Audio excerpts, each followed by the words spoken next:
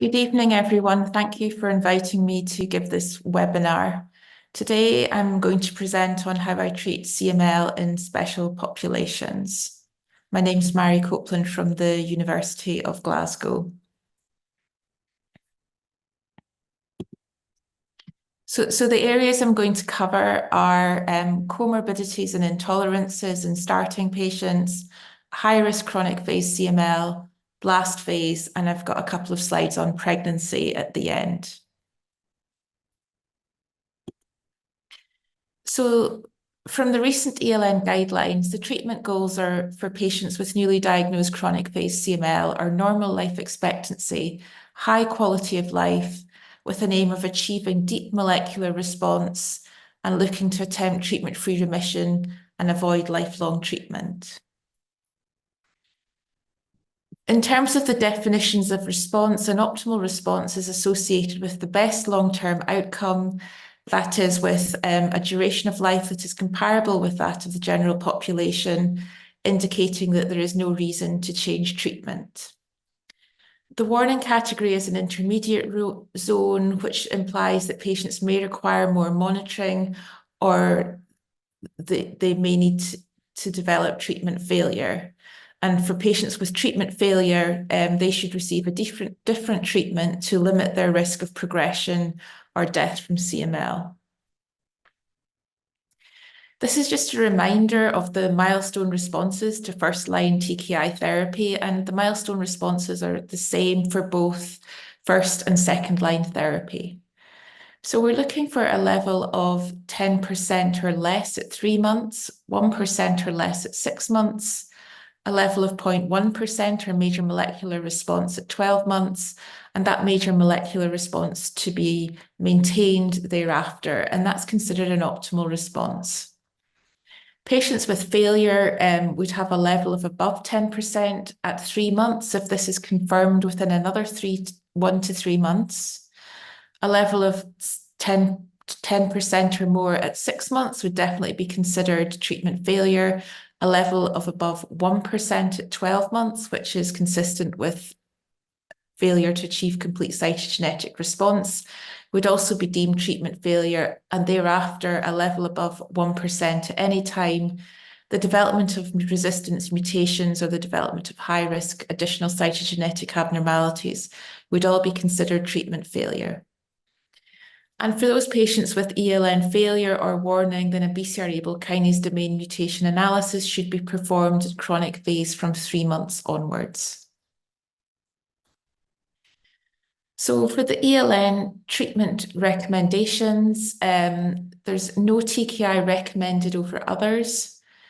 At the moment, generic imatinib is probably the most cost-effective option. For second-line treatment, no TKI is recommended over others, the exception being those patients that have a T315I kinase domain mutation that may confer resistance to certain TKIs. Beyond second-line treatment, the choice of TKI should be guided by the sensitivity profile of the specific BCR-ABL kinase domain mutations in the first instance, and ponatinib is preferred in patients with resistance to a second-generation TKI without specific mutations unless there are cardiovascular risk factors, and it's certainly the drug of choice for patients with a T315I mutation.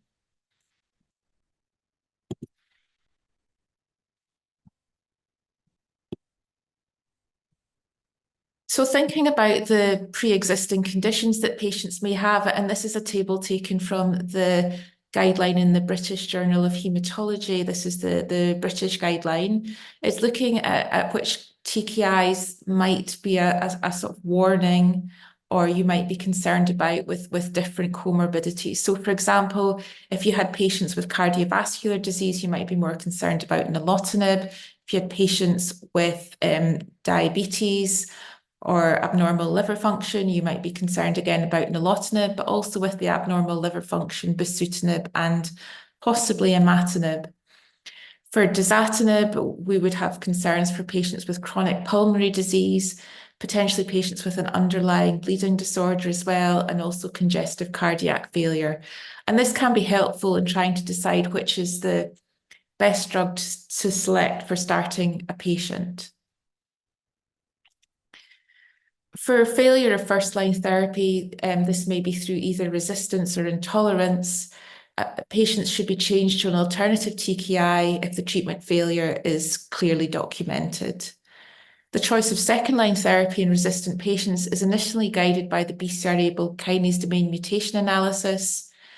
For some patients, it may be possible to escalate the dose of imatinib to 600 milligrams per day.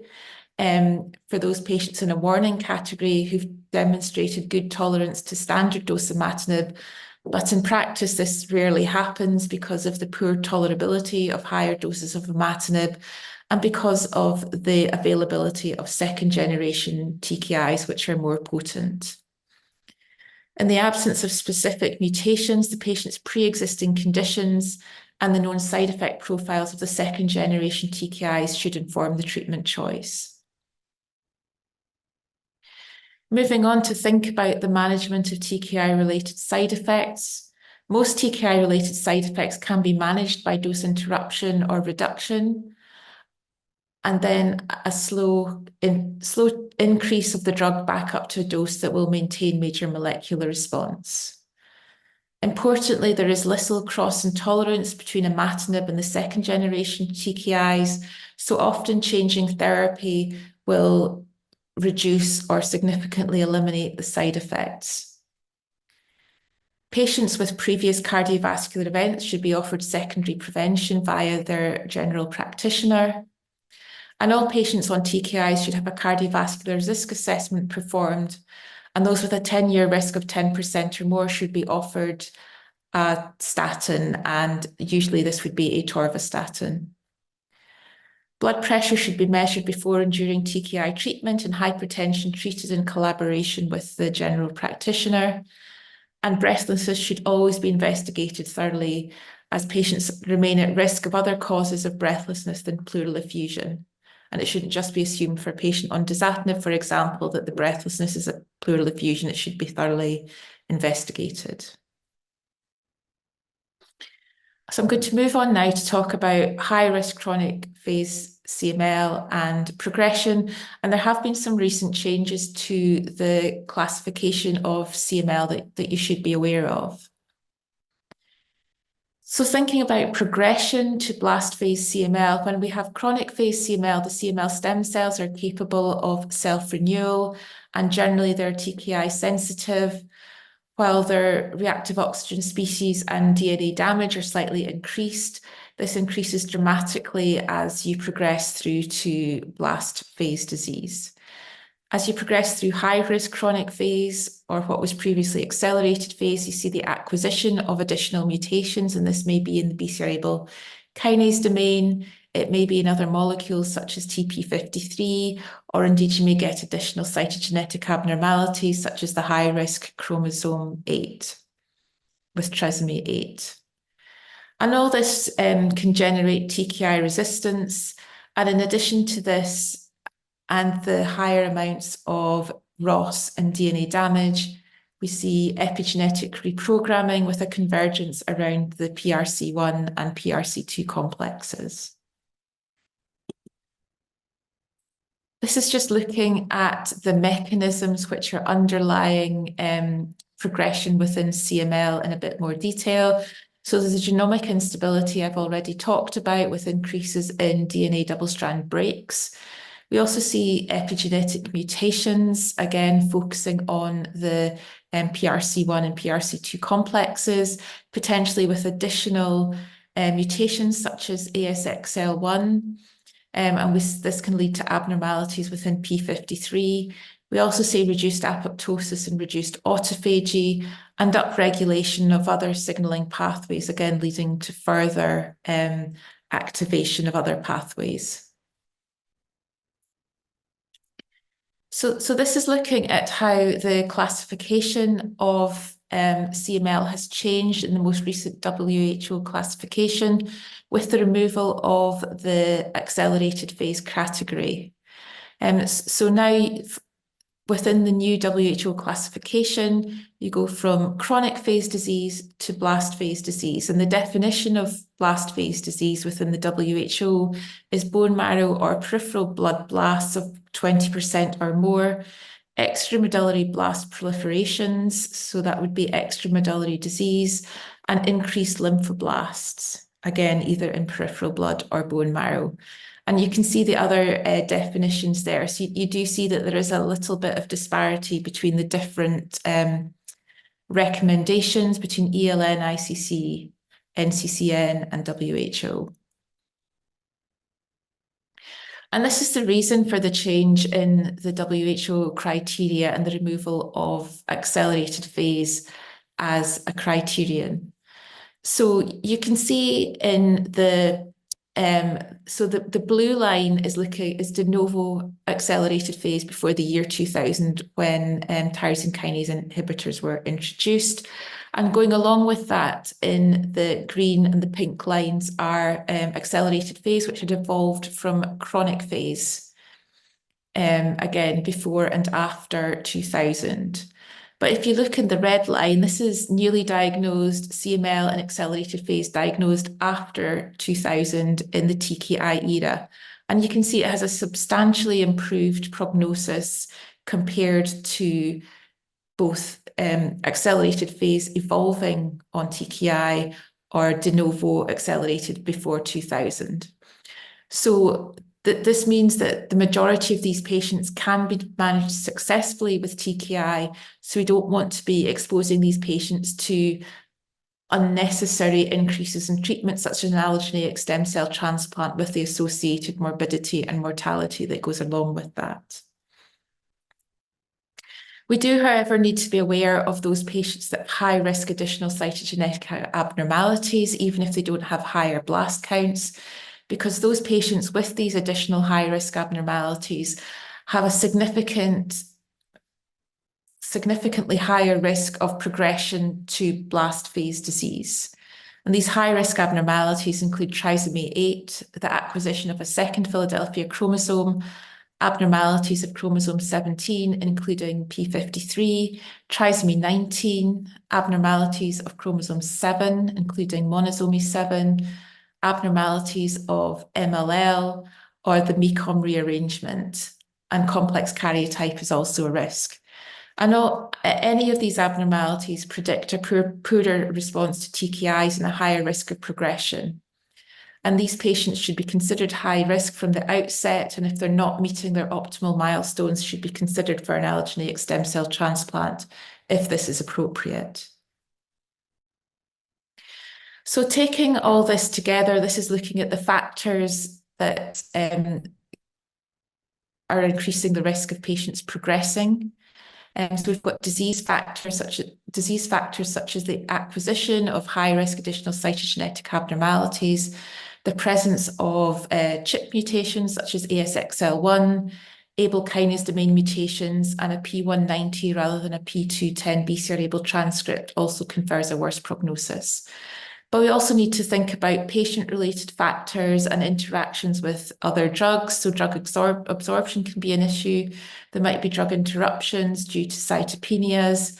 Patients may have poor compliance, either due to intolerances or ongoing social or economic issues, and inadequate monitoring may fail to detect those patients that are at risk of progression.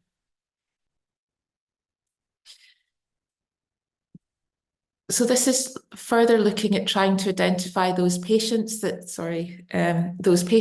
may be at risk of progressing. So it's important to calculate an ELTS or SOCAL score because this can inform prognosis. So you can see here that those patients with a high risk ELTS or SOCAL score are significantly more likely to progress to blast phase disease than those with low or intermediate score. And previous studies have shown that patients with intermediate or high-risk ELTS or SOCAL scores may benefit from a second-generation TKI frontline. And this was demonstrated to reduce disease progression in a number of frontline studies, including Decision and SND before and Tidal II. However, the early use of more potent TKI should be balanced against the risk of inducing or exacerbating comorbidities. And we always need to ensure adequate monitoring and consider it as TKI switch or allogeneic transplant in those patients failing to meet treatment milestones or who have persistent warning features. I'm now going to move on to talk about blast phase CML. So I'm sure you all know that the outcomes to blast phase CML remain poor despite aggressive therapy, including allogeneic stem cell transplant. And on the left-hand graph, you can see that some responses to TKIs are seen, but they are not maintained. And in the right-hand graph, we can see that for those patients that undergo an allogeneic stem cell transplant, the outcomes are better for those patients transplanted in a second chronic phase rather than those with active blast phase disease. If we think about the tests that should be done on diagnosis to evaluate the patient and also on therapy for blast phase, they're actually very similar, many of them, to those patients that are newly diagnosed with chronic phase. So you should have a full blood count, a blood film, and a 500 cell differential. Immunophenotyping by multi-parameter flow cytometry to determine if they've got myeloid, lymphoid, or biphenotypic disease. Cytogenetics for full karyotype is essential. A quantitative BCR-ABL and a BCR-ABL kinase domain mutation testing at both diagnosis and regularly on therapy. And this is the one time that a BCR-ABL kinase domain mutation analysis should be done at diagnosis. You may want to consider doing an NGS myeloid and lymphoid panel assessment, although for a patient with blast phase disease, this probably isn't going to alter how you treat the patient. And consider tissue typing of the patient if this is appropriate and transplant is being considered. And for those patients that have lymphoid or mixed phenotype disease, lumbar puncture with CSF cytology should be performed at diagnosis and then regularly on treatment to correspond with intrathecal therapy. So going back to look at historical studies of patients who were treated with imatinib with advanced phase disease, and this is a number of studies that were published some time ago now, but you can see that the outcomes with imatinib alone at a range of different concentrations was very poor, with median survival of between 6 and 10 months. A recent cohort study from the MD Anderson identified the myeloid immunophenotype as being associated with an inferior outcome, with a 5-year overall survival of 15% compared with 30% for those with a lymphoid phenotype. If we look at patients who receive a second generation TKI for blast phase CML, and this is split this time into myeloid and lymphoid phenotype, again, the outcomes remain unsatisfactory and very disappointing. The 12-month overall survival is between 25 and 49%, with again a very similar median overall survival of between 6 and 12 months. The majority of these patients would have been treated with imatinib prior to going on to a second generation TKI. And we really need to look at combination therapies and novel agents, which definitely require further evaluation in this setting. But it looks like TKIs on their own are not the answer. What about ponatinib as the most potent TKI? So in the PACE clinical trial, ponatinib was used as second, third, or fourth line therapy in blast phase CML in a total of 62 patients. We know that it has some activity against the T315I mutation, and it has shown some single agent efficacy in blast phase CML, as shown in the upper right panel, with an overall complete cytogenetic response rate in 18% of patients. However, these responses were short-lived in this very heavily pretreated blast phase population, with a median progression-free survival of under 4 months and a 3-year overall survival of 9%, and no patients with a T315I mutation lived for 3 years after their diagnosis of blast phase. So if we then look at combination studies, the first thing to note is there's very small numbers of patients in all of these studies. I'm going to present on our own Matchpoint clinical trial, which is the ponatinib with FLAG-IDA, very shortly. But again, you can see that the median overall survival is measured in months, between, again, sort of 3.5 and 27 months, but the 27-month study is a very small number of patients. And a number of these studies have also included accelerated phase.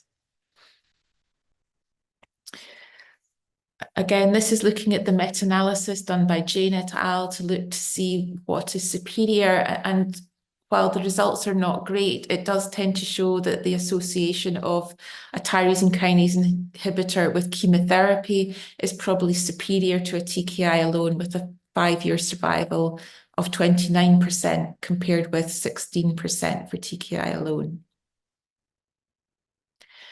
So I'm going to move on now to talk about our UK Matchpoint clinical trial, which was for patients with both newly diagnosed blast phase CML, so de novo blast phase, or patients that progressed on treatment. And this was a phase 1/2 study with a combined outcome to find an effective and tolerable dose of ponatinib.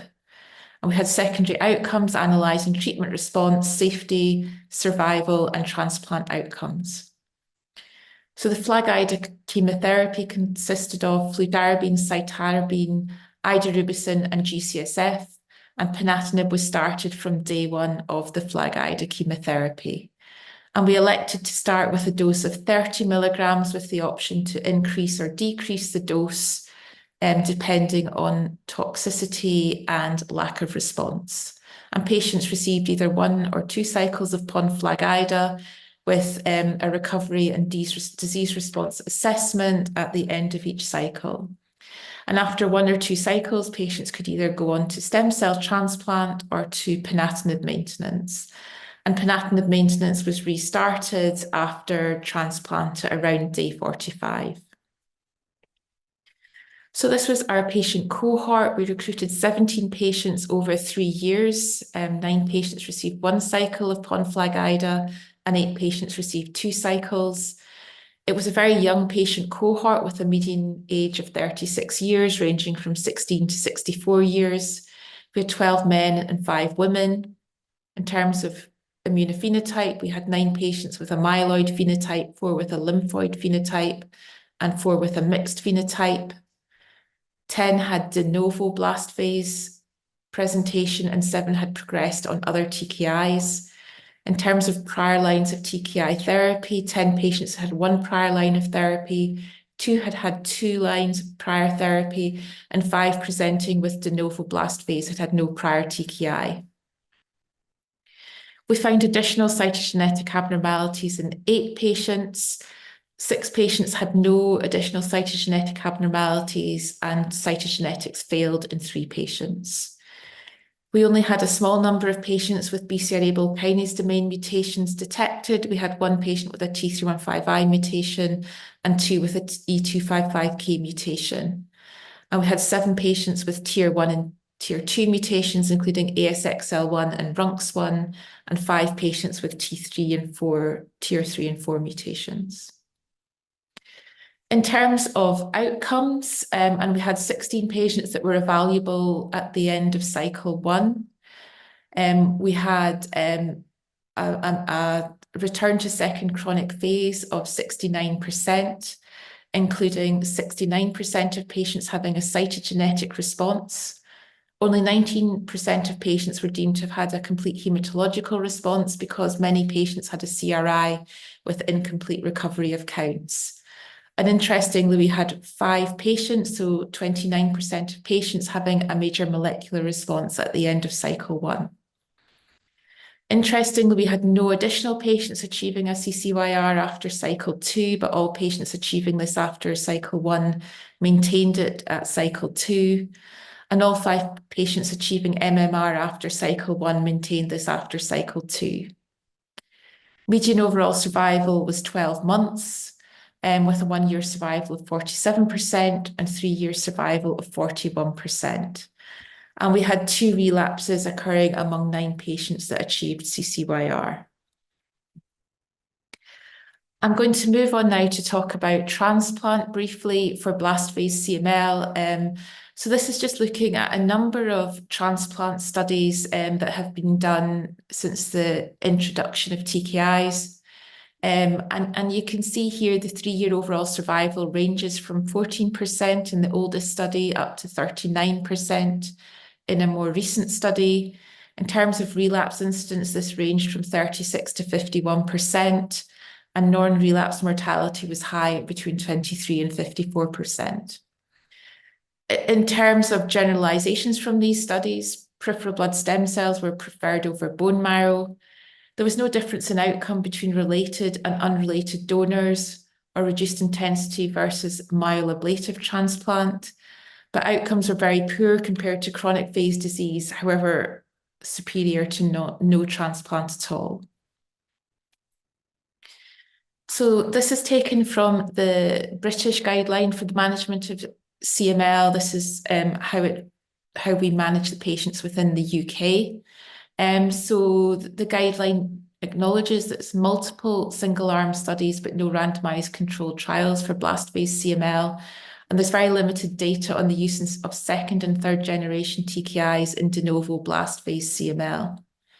Within the UK, our most common approach is FLAG-IDA, usually with a TKI, and in the frontline setting, this would be either high-dose imatinib or dasatinib, and in the setting where patients have progressed to blast crisis, this would be FLAG-IDA with ponatinib. All patients, if eligible, should proceed to an allogeneic stem cell transplant, regardless of their initial response to therapy. And those patients with lymphoid disease and biphenotypic disease should receive CNS prophylaxis. And this is just shown in a little more detail in our local guideline. So this is what we do in Glasgow. And you can it sort of compares the similarities between those patients presenting with de novo blast phase and those progressing on a TKI. So regardless at diagnosis, we would do tissue typing and allogeneic donor search if the patient was going to be eligible. We would do BCR-ABL kinase domain mutation testing. And then we would decide on therapy. And for those patients presenting with de novo, our current practice would be FLAG-IDA with a TKI. That would usually be dasatinib in our local practice. But in England, it's more often imatinib. And then if they fail imatinib, they would move on to dasatinib. For those patients that have progressed, then it would usually be FLAG-IDA with ponatinib. But you could also consider other AML-type chemotherapies, or for those patients with lymphoid blast phase, an ALL-type induction, such as a hyper-CVAD-based approach, taking out the asparaginase. And it should be borne in mind that compared to other TKIs, dasatinib and ponatinib have been shown to have better CNS penetration in mouse models. So the aim is to return to a second chronic phase and then proceed to allogeneic stem cell transplant. Post-transplant, BCR-ABL monitoring should continue 3 monthly and indefinitely. And wherever possible, post-transplant, TKI maintenance should be introduced with early withdrawal of immunosuppression and consideration of prophylactic donor lymphocyte infusion. In the last couple of slides, I'm just going to address the issue of CML and parenting. And this is taken from both the ELN guideline and the UK guideline. So for male patients, the risk of adverse consequences of pregnancy for the partners of men taking TKIs are similar to the risks in the unaffected population. So that there is no recommendation that sperm should be stored, although the data are sparse or absent for ponatinib and asciminib. For female patients presenting in pregnancy, an individualized approach needs to be taken, incorporating the options of no treatment, leukapheresis, and alpha interferon if required.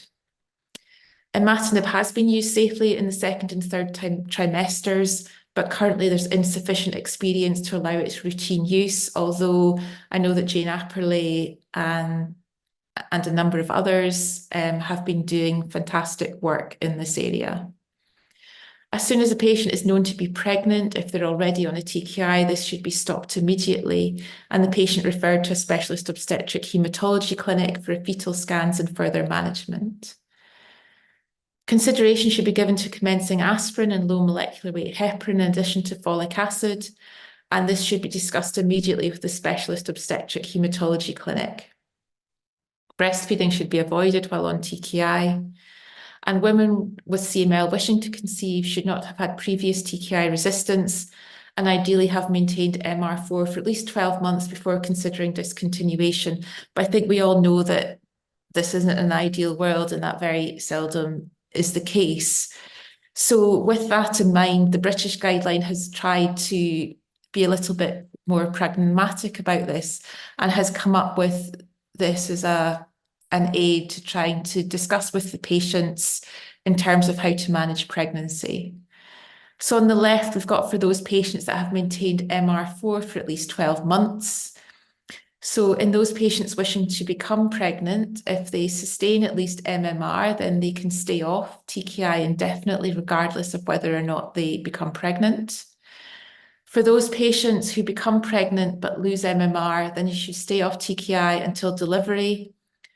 But you may need to consider other options and treatment strategies if their BCR-ABL level is rapidly rising or their white cell count is rapidly rising. So it might be in those patients you may consider interferon, for example, in the third trimester. For those patients that lose MMR without becoming pregnant, then the recommendation is to restart the same or a more potent TKI, and the patient should try to conceive again at a later date. And then this brings you on to the right-hand side of the figure, which is for those patients that have less than an MR4 at the point of wishing to conceive. And the sort of stock answer is that you recommend staying on TKI to obtain a sustained MR4, and you may wish to consider changing TKI in order to do this. For patients that are determined to become pregnant, you could substitute interferon for TKI and monitor closely and consider other strategies if needed should the patient become pregnant. You could also refer the patient for IVF, but the patient would need to stop their TKI in order to undergo IVF. And then you could reimplant fresh embryos at a later date, or you could reimplant fresh embryos at that time, or you could freeze embryos, then restart TKI, and then reimplant when the TKI has been stopped for a sustained MR4. So there are a number of options, but it's complicated and it needs to be discussed with the patient as well as the assisted conception unit at your local centre. So I'll stop there and I'll stop sharing my screen, and I'm happy to take questions. So there's one question come in on the chat that I can see. Is there any special consideration about major interactions during induction for blast phase CML with TKI and FLAG-IDA? So one thing I am concerned about in this patient population would be starting an antifungal for these patients. So because of the interactions potentially between azoles and TKIs, for this population, we would actually use ambisome twice per week for antifungal prophylaxis. In terms of the other drugs, we are concerned about cardiovascular toxicity, particularly with ponatinib and FLAG-IDA, and we would make sure that patients had an echocardiogram, regardless of age, before starting the FLAG-IDA, because it's got idarubicin in it, and we would then repeat the echo at the end of cycle 1 to make sure there'd be no change in ejection fraction with the combination of ponatinib with FLAG-IDA. We would also do the same if we were giving dasatinib with the FLAG-IDA as well.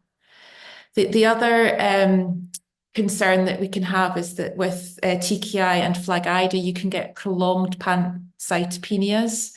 So for patients that didn't have count recovery at day 28, we would do a bone marrow at day 28. And if the marrow was empty, we would stop the TKI and wait until day 42. If there was still no count recovery again, we would repeat the marrow again and hold off on restarting a TKI until we saw count recovery. The next question is on the use of hydroxycarbamide in pregnant patients with CML, particularly when interferon is not available. Would you consider using it in the second or third trimester? So I have to be honest and say this isn't something that we have done locally.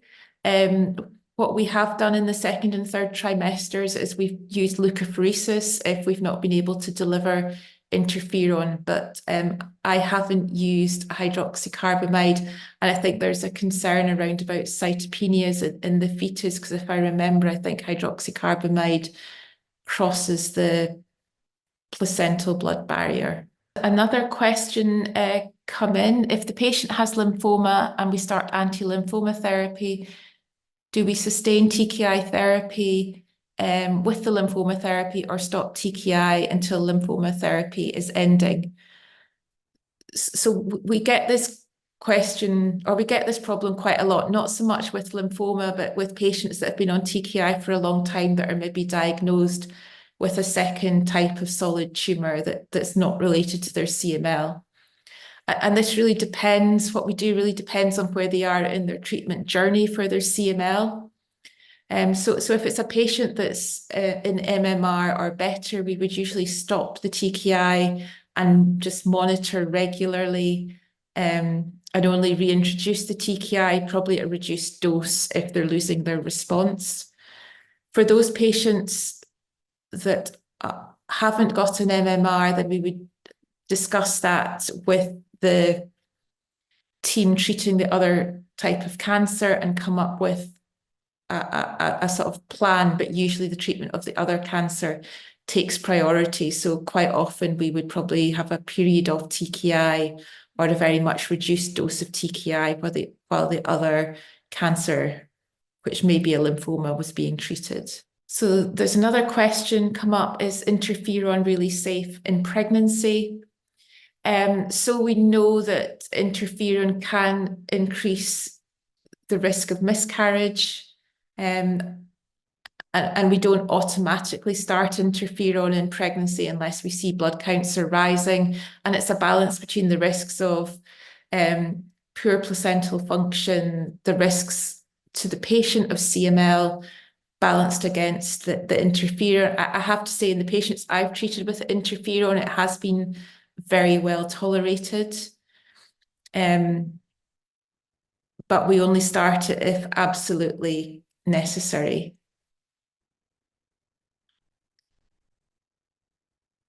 So the next question is there any consideration about GI prophylaxis, and which dose do you recommend for ambisome twice weekly? So I'm not sure what you mean by GI prophylaxis, if I'm being honest. And in terms of the dose of ambisome twice weekly, I think we give, if I remember, I think it's 3 milligrams per kilogram twice per week. So the next question is regarding post-allogeneic stem cell transplant for CML in those patients not achieving molecular milestones with a T315I mutation. When would you start the TKI post-allo? And generally, do you keep on lowest tolerated dose? So for those patients with a T315I mutation, the dose of ponatinib that we would use would be guided by whether or not they were in major molecular remission. So we would aim to start the ponatinib at around day 45 to 50 post-transplant.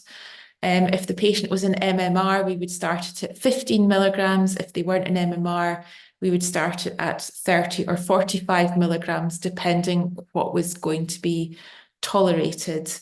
And we would also, at the same time, for those patients, we would be reducing immunosuppression early, and we'd be considering donor lymphocyte infusion. So it would be a multi-pronged approach to treat the residual molecular disease in those patients.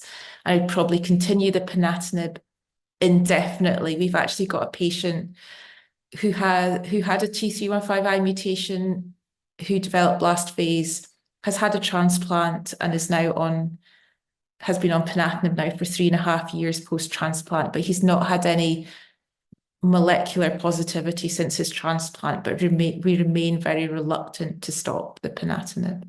So the next question is, for chronic phase CML post-allogeneic stem cell transplant, due to many lines of resistance, do you recommend post-transplant TKI maintenance?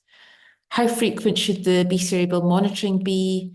And in cases of molecular relapse, do you recommend TKI switch or DLI or both? So I'll try and take those in order. So for those patients that have been resistant to multiple lines of TKI therapy, so post-transplant, I think this is difficult because you may not have a TKI that the patient has not been exposed to in the run-up to transplant that they may be able to demonstrate sensitivity to. It may also be that patients are being transplanted for a mixture of resistance and intolerance, and actually the resistance is because they've had so much intolerance, you've not been able to deliver a suitable treatment dose. So that can be quite challenging. So in chronic phase, we wouldn't usually start a TKI post-transplant unless there was clear evidence of molecular disease.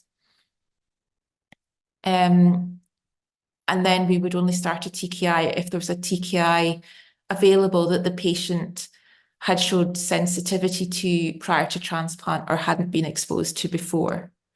In terms of the frequency of BCR-ABL monitoring, post-transplant, we would do this at day 30, day 60, day 100, and every 3 months thereafter and indefinitely.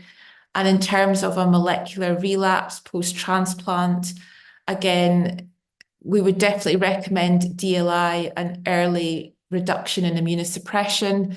TKI switch depends on the availability of alternative TKIs for the patient to take. And I think this might be the final question, in which case do you do NGS following sequencing for ABL1 kinase domain mutations? So we would always do NGS sequencing instead of Sanger sequencing because it's far more sensitive and you may detect low-level resistance mutations that are clinically significant. If we detected a BCR-ABL kinase domain mutation and we altered treatment based on that, then we would want to repeat it probably at the next assessment 3 months later to determine that the mutant clone was falling.